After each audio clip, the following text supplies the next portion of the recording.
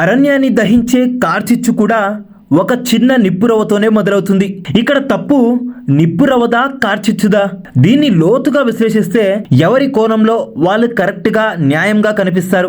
ఎవరు రైట్ అంటూ తేల్చడానికి చూపించే శ్రద్ధ ఆ కార్చిచ్చుని అదుపు చేయడంలో చూపించి ఉంటే నష్టం జరగదు ఎవరికి కూడా. లేదు ఇది ఇవాళ తేల్చాల్సిందే, ఈయన రైటా లేక ఆయన రైటా అంటూ కూర్చుంటే గొప్ప నష్టానికి సాక్షులుగా మిగిలిపోతారు. ఈ యథార్థాన్ని మన రాష్ట్ర రాజకీయాలకు అప్లై చేసి చూస్తే ఇద్దరి నాయకులకి, రెండు పార్టీలకి కరెక్ట్ గా యాప్ట్ అవుతుంది. ఆ రెండు పార్టీలే ప్రస్తుత కూటమి పార్టీలు, ఆ ఇద్దరు నాయకులే ఆ కూటమి నాయకులు. ఒకరు పిఠాపురం మాజీ శాసనసభ్యుడు అయినటువంటి వర్మ, ఇక మరొకరు జనసేన అధ్యక్షుడు పవన్ కళ్యాణ్ సోదరుడు నాగేంద్రబాబు. కాలం కలిసి వస్తే మనం కాల్ చేయకపోయినా ఉరికెత్తుకు వస్తుంది సక్సెస్. అదే కాలం కలిసి రాకపోతే సక్సెస్ పొగరుగా మారితే ఆ సక్సెస్ కి కారకులే బద్ద శత్రువులు అవుతారు. దీన్ని ఇంకా డీటెయిల్ గా చెప్పాలంటే 2024 ఎలక్షన్స్ లో కూటమి జట్టు కట్టిన తర్వాత గత ఎన్నికల్లో ఓడిపోయినటువంటి పవన్ కళ్యాణ్ ఈసారి ఎలాగైనా గెలవాలని, ఎక్కడ పోటీ చేయాలని మల్లగుల్లాలు పడుతున్నటువంటి టైం అది. అటువంటి సమయంలో ఆయన కన్ను పిఠాపురం శాసనసభ స్థానంపై పడింది. టీడీపీ తరపున వర్మ గారు ఎలక్షన్ లో బరిలో దిగడానికి కావాల్సినటువంటి అన్ని సమకూర్చుకొని టికెట్ కోసం ఎదురు చూస్తున్నటువంటి తరుణం అది.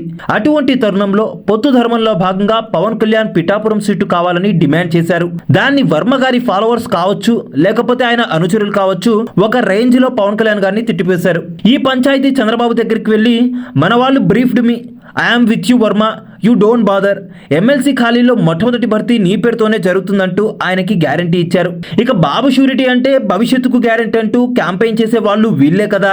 మరి బాబు గారు ఇచ్చిన మాట నమ్మకుండా పోతారా? ఆ గ్యారంటీని అష్యూరెన్స్ గా తీసుకొని బరిలోకి దిగి పవన్ కళ్యాణ్ గారితో, జనసేన నాయకులతో, అలా నియోజకవర్గం మొత్తం కూడా ప్రచార హోరు చేసి ఏ విధంగా అయితే పవన్ కళ్యాణ్ గారు తన చేతిలో ఈ నియోజకవర్గ బాధ్యతను పెట్టారో ఆ బాధ్యతని తూచా తప్పకుండా పాటిస్తూ అసలు గెలుపు అనే చిరునామా కూడా దరిదాపుల్లో లేనటువంటి పవన్ కళ్యాణ్ గారిని పిఠాపురంలో రికార్డు మెజార్టీతో గెలిపించి అసెంబ్లీకి పంపించారు. అలా వర్మ గారు స్టేట్ మొత్తం సెంటర్ ఆఫ్ అట్రాక్షన్ అయ్యారు గెలుపు తర్వాత. ఒక్క ముక్కలో చెప్పాలంటే పవన్ కళ్యాణ్ గెలుపులో కీలకమైన వ్యక్తి అని చెప్పుకోవచ్చు గత ఎన్నికల్లో వర్మ గారు.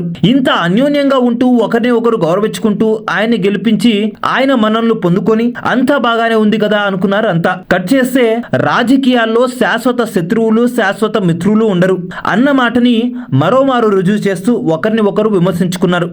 ఇక దీనికి కారణాలు కూడా లేకపోలేదు.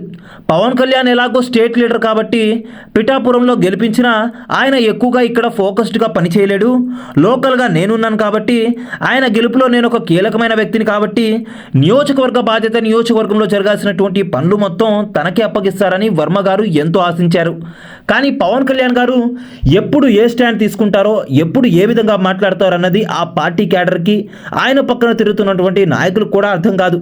అటువంటి వ్యక్తిపై హోప్స్ బిల్డ్ చేసినటువంటి వర్మ గారు ఒకంత డిసప్పాయింట్ అయ్యారని చెప్పుకోవచ్చు. వర్మ గారిని కాదని పవన్ కళ్యాణ్ గారు లోకల్తో సంబంధం లేని కొంతమంది నాయకుల్ని తీసుకొచ్చి అక్కడ పిఠాపురం బాధ్యతల్ని అప్పగించారు. అట్ ద సేమ్ టైం లోకల్లో ఈయన పవర్ నడవకుండా కొంతమంది ప్రత్యామ్నాయ నాయకుల్ని తయారు చేసి వాళ్ళకి ఆ బాధ్యతలను అయితే అప్పగించారు. దీనివల్ల వర్మ గారిని నమ్ముకున్నటువంటి అనుచర ఘనానికి పనులు జరగటం లేదు నియోజకవర్గంలో, వీళ్ళని లెక్క జమ చేయటం లేదు పిఠాపురంలో. అలానే అప్పుడెప్పుడో బాబు గారు ఇచ్చినటువంటి గ్యారంటీ వారంటీలా వర్క్ అవుతుందని చెప్పి అనుకున్న వర్మ గారికి సారీ నెక్స్ట్ టైం అంటూ డోర్ క్లోజ్ చేశారు చంద్రబాబు నాయుడు గారు. ఈ లెక్కన వస్తుందనుకున్నటువంటి ఎమ్మెల్సీ కూడా రాకపోవడం, నెక్స్ట్ టైం ఇస్తానని అనడం, తనని కాదని వేరే వాళ్ళని పవర్ హౌసెస్ గా పిఠాపురంలో బిల్డ్ చేయడం, ఇదంతా కావాలని వర్మ గారి నాయకత్వాన్ని పిఠాపురం నియోజకవర్గంలో నీరు గారేలా చేద్దామని చూస్తున్నారని, పిఠాపురం వర్మ దగ్గర నుంచి లాక్కోవాలని చూస్తున్నారని, జనసేన ఇక్కడ పాగా వేయాలని, పూర్తిగా పాగా వేయాలని అనుకుంటుందని, ఇలా అనేక ఆలోచనలతో వర్మ గారు ఒక ట్వీట్ పెట్టారు. కష్టపడి గెలిస్తేనే గౌరవం ఉంటుంది అంటూ ఒక ట్వీట్ వేశారు. ఈ ట్వీట్ ఒక సంచలనం అనే చెప్పుకోవచ్చు. ఇది డైరెక్ట్ గా జనసేనాని, పవన్ కళ్యాణ్ ని అనకుండా ఇండైరెక్ట్ గా ఆయన మనసులో ఉన్న మాటని, ఆయన బాధని ట్వీట్ రూపంలో వేశారు. ఈ ట్వీట్ వచ్చిందో లేదో జనసేన నాయకులు మొత్తం కూడా మొన్నటి దాకా వర్మబాణం రామబాణం అన్న వాళ్ళే వర్మని విలన్ చేసేశారు ఓవర్ నైట్ లో. ఇదంతా గమనించిన పార్టీ పెద్దలు లైన్ దాటుతున్నట్టు హెచ్చరిస్తే వర్మ వెంటనే ఆ ట్వీట్ ని డిలీట్ చేశారు. కానీ మొన్న జరిగినటువంటి జయకేతనం, అదేనండి జనసేన జయకేతనం సభలో, ఆవిర్భావ సభలో నాగబాబు గారు పిఠాపురంలో పవన్ కళ్యాణ్ కళ్యాణ్ గెలుపుకి కారణాలు రెండని, ఆ 2 ఫ్యాక్టర్స్ వల్లే గెలిచారని, ఇక ఆ ఫ్యాక్టర్స్ లో ఒకటి జనసేన అధ్యక్షుడు పవన్ కళ్యాణ్ గారని, ఇక రెండవది పిఠాపురంలో ఉన్నటువంటి జనసేన నాయకులు, అభిమానులు, కార్యకర్తలని, ఇది కాక గెలుపుకి కారణం మేమే అని ఇంకెవరైనా అనుకుంటే అది వారి కర్మ అని ఇలా సెటైరికల్ గా వర్మని కర్మ అంటూ సంబోధిస్తూ ఒక కామెంట్ పాస్ చేశారు నాగబాబు గారు. జనసేన పార్టీకి ఆవిర్భావ సభలు అనేవి చాలా స్పెషల్ అని చెప్పుకోవచ్చు.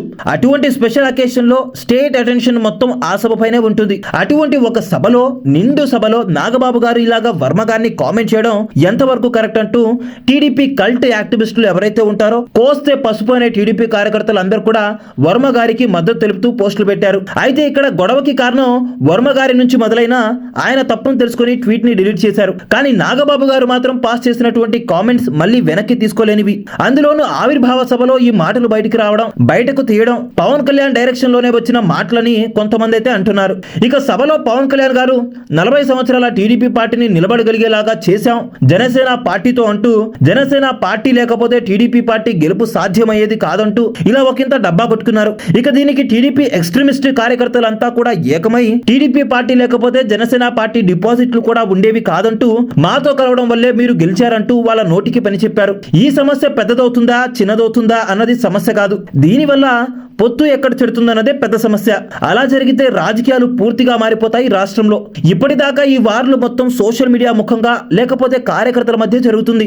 ఒకవేళ వర్మ గారికి సపోర్ట్ గా టీడీపీకి సంబంధించినటువంటి శాసనసభ్యులు కావచ్చు, ఎంపీలు కావచ్చు మాట్లాడితే, ఇక జనసేన పార్టీ నుంచి కొంతమంది శాసనసభ్యులు వర్మ గారిని టార్గెట్ చేస్తూ విమర్శిస్తే ఇది డెఫినెట్ గా కూటమి విచ్ఛిన్నానికి సంకేతాలని చెప్పుకోవచ్చు. ఇప్పటి వరకైతే అటు జనసేన వైపు నుంచి కావచ్చు, ఇటు టీడీపీ వైపు నుంచి కావచ్చు, ఈ మీటింగ్ కి సంబంధించి ఏ అంశాలు కూడా తెరపైకి రాలేదు. ఈ వారం మొత్తం కూడా సోషల్ మీడియాలో కార్యకర్తల మధ్య నడుస్తుంది. సో అది అలానే ఉంటే నో ప్రాబ్లం. లేదు చిలికి గాలివాన అయితే ఆ గాలివాన కాస్త రాష్ట్రంలో ఒక పెద్ద రాజకీయ తుఫాన్ గా మారే అవకాశం అయితే లేకపోలేదు. అయితే ఇక్కడ జరిగినటువంటి అంశంలో తీవ్రత ఆ స్థాయిలో ఉందా? పిఠాపురం గెలుపులో పవన్ కళ్యాణ్ పాత్ర మాత్రమే ఉందా? జన సైనికుల పాత్ర మాత్రమే అందులో కీలకమా? ఇందులో వర్మ గారి పాత్ర లేదా? వర్మ గారు ధిక్కార స్వరంతో మాట్లాడటం దేనికి సంకేతం? టీడీపీ జనసేన పార్టీలు ఇద్దరు కూడా వర్మ గారి రాజకీయ జీవితాన్ని నీరుగార్చే ప్రయత్నం చేస్తున్నారా? ఈ పొలిటికల్ బ్యాటిల్లో ఎవరి వైపు న్యాయం ఉందనుకుంటున్నారు?